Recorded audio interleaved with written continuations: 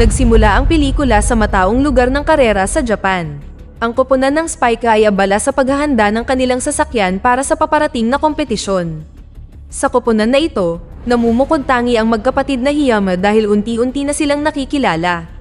Ang nakatatandang kapatid na lalaki, si Atsuhiro Hiyama, ay ang punong mekaniko at inhinyero sa Spica. Siya ay tahimik na tao na may kahanga-hangang kasanayan at matinding dedikasyon sa trabaho, na nakakuha ng pagkilala mula sa lahat sa paligid niya.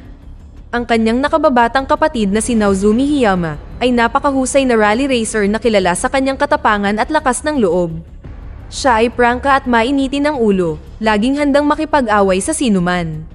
Sa gitna nito, isang kalugod-lugod at mahiyaing babae na nagngangalang Hikaru ang itinalaga bilang bagong ahente ng Naozumi Sports. Binalaan siya tungkol sa malakas na personalidad nito, ngunit dapat niyang ihanda ang sarili na pakitunguhan ng bad boy figure sa mundo ng rally sports.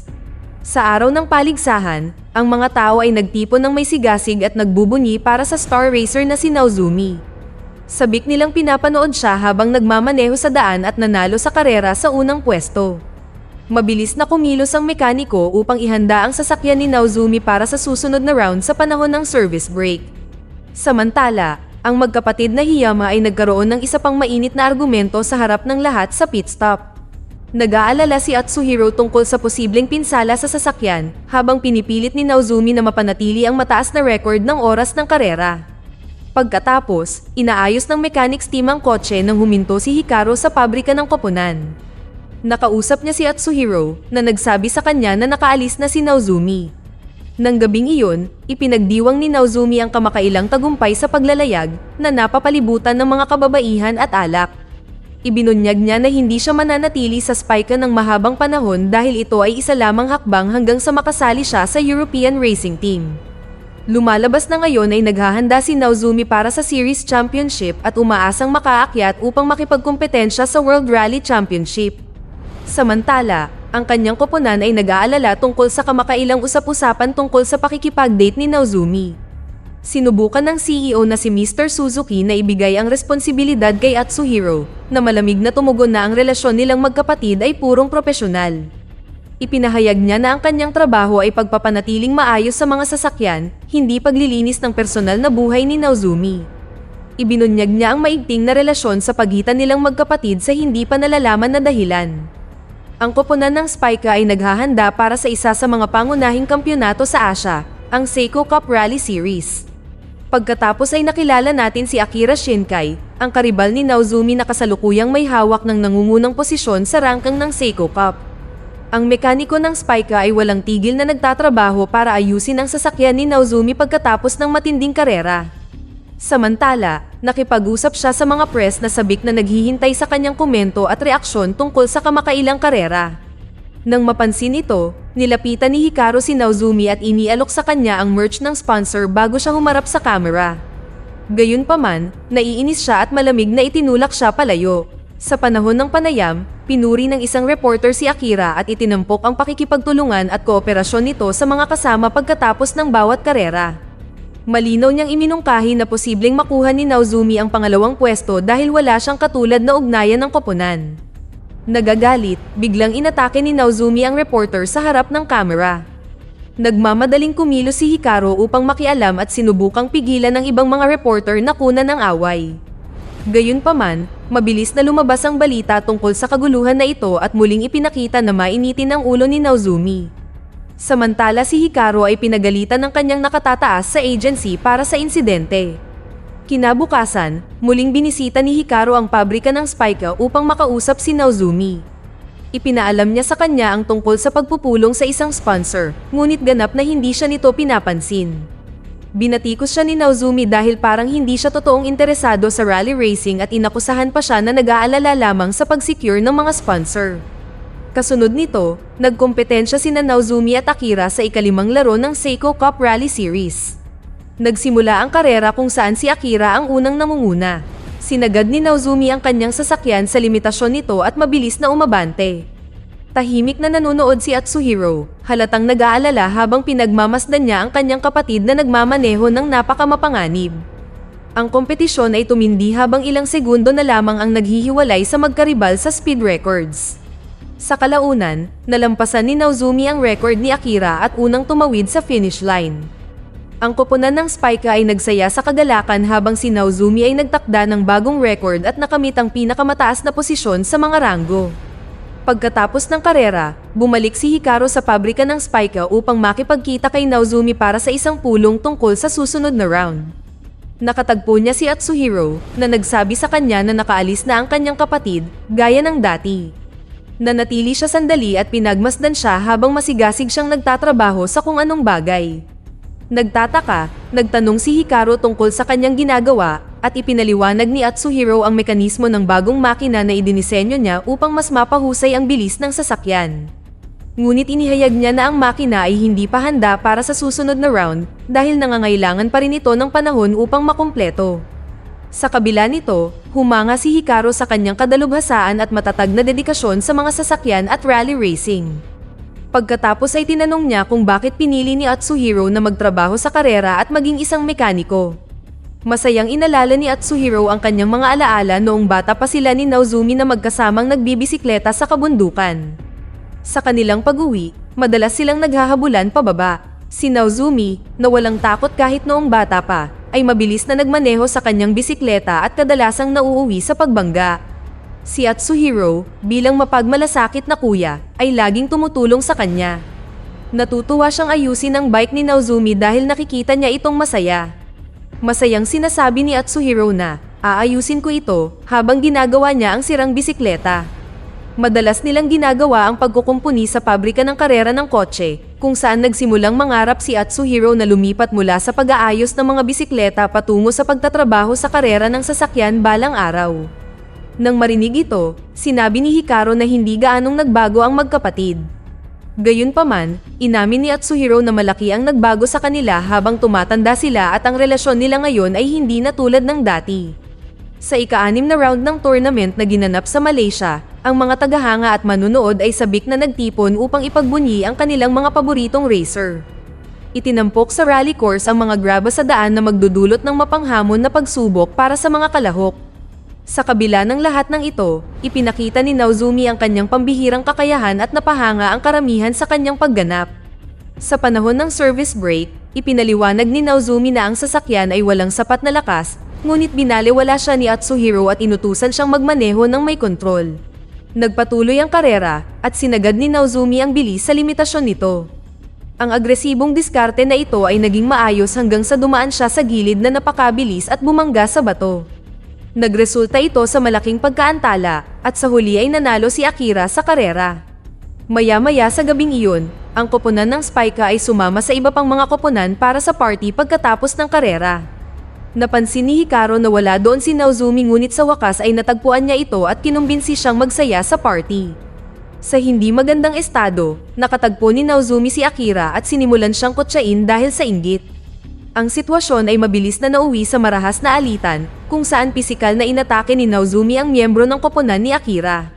Pagkatapos ng insidenteng ito, tumungo si Hikaru upang tingnan si Naozumi at nadiskubre itong nakahiga sa tabi ng pool. Dahil sa lasing na estado, hinila siya nito at niyakap, binanggit ang pangalan ng babae, si Hina. Naiinis na humiwalay si Hikaru at nagtanong tungkol sa misteryosong babaeng ito.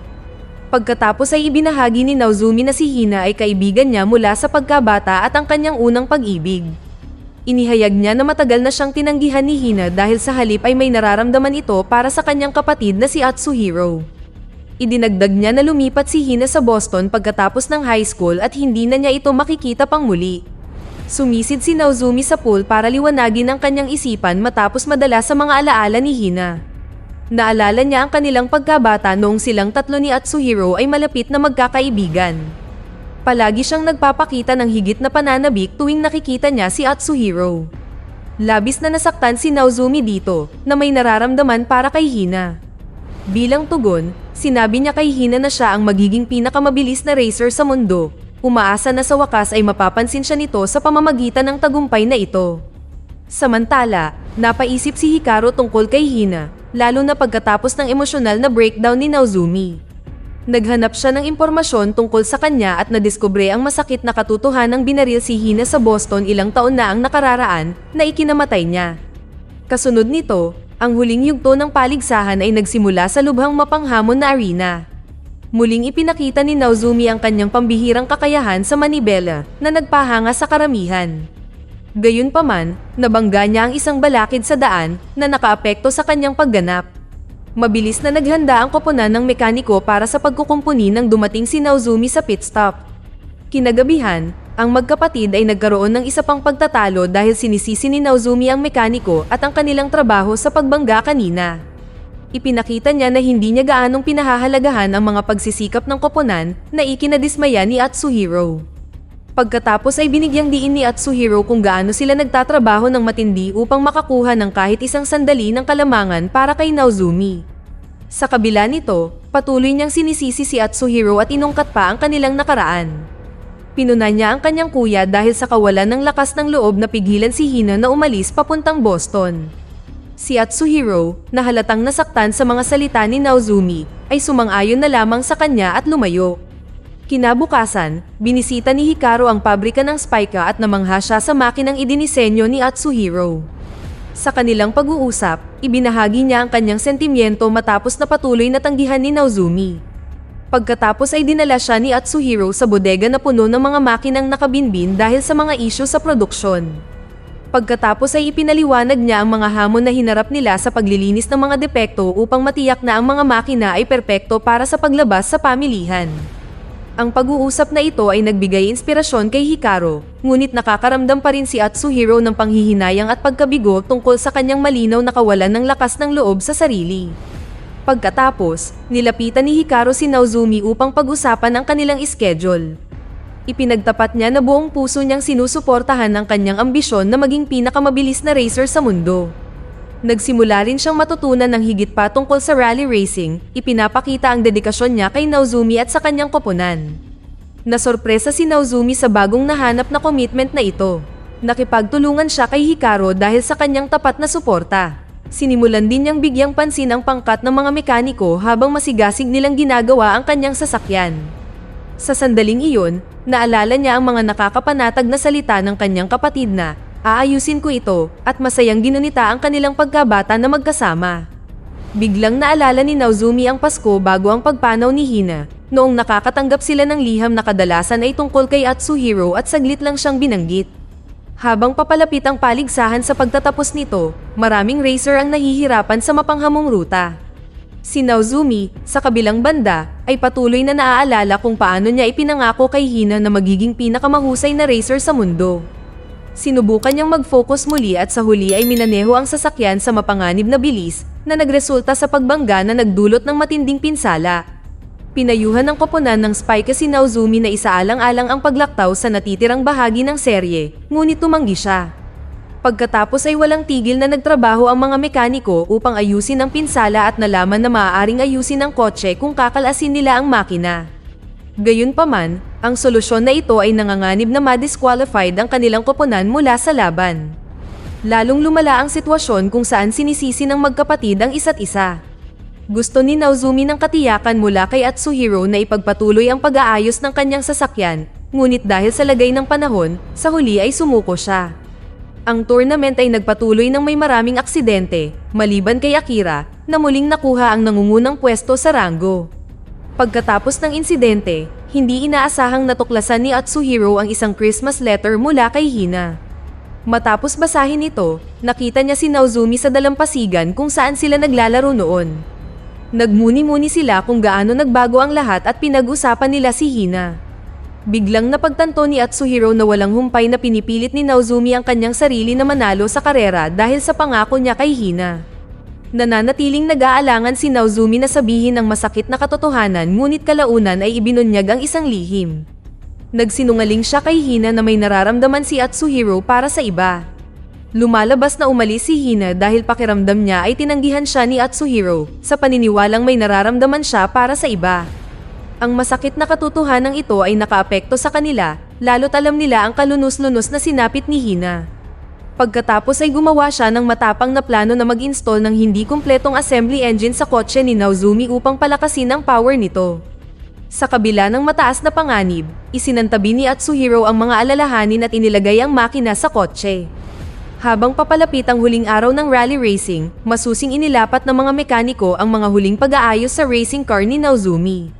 Nananatiling batid nila na ang koponan ni Akira ang nangunguna, ngunit iniisip din nila na maaari pa ring maimpluwensyahan ang resulta. Sa huling araw ng karera, ginawa ni Naozumi ang lahat ngunit nauwi sa pagbangga malapit sa seksyon ng lawa ng arena. Dahil dito, napunta sa tubig ang kanyang sasakyan na nagpahinto sa paligsahan. Ang insidenteng ito ay labis na ikinabahala ni Atsuhiro, na patuloy na nagtatanong kung nagkamali ba siya sa paghahanda ng sasakyan. Pagkatapos ay kumilos si Atsuhiro upang ayusin ang sasakyan matapos mapagtanto ang determinasyon ng kanyang kapatid na tuparin ang kanyang pangako. Tiniyak niya sa kanyang kapatid na aayusin niya ito kagad, at inirally ang mga mekaniko upang iangat ang kotse at simulan ang pag-aayos. Nagtatrabaho sila ng walang tigil buong gabi upang may handa ito para sa mahalagang ikatlong araw. Pagsapit ng umaga, matagumpay nilang napaandar ang makina ng kotse, na gumana ng maayos. Ang mukha ni Atsuhiro ay nagliwanag sa kasiyahan, habang si Naozumi ay nakakaramdam ng mas malakas na koneksyon sa kanyang kapatid bago ang huling laban. Pinalakas ni Atsuhiro ang loob ni Naozumi, na determinadong makuha ang unang pwesto. Pagkatapos ng matinding labanan, nalampasan niya ang time record ni Akira. Naghiyawan ang mga tao habang si Naozumi ay idineklarang kampyon sa rally racing na nagpapatunay sa kanyang kwalipikasyon para sa WRC.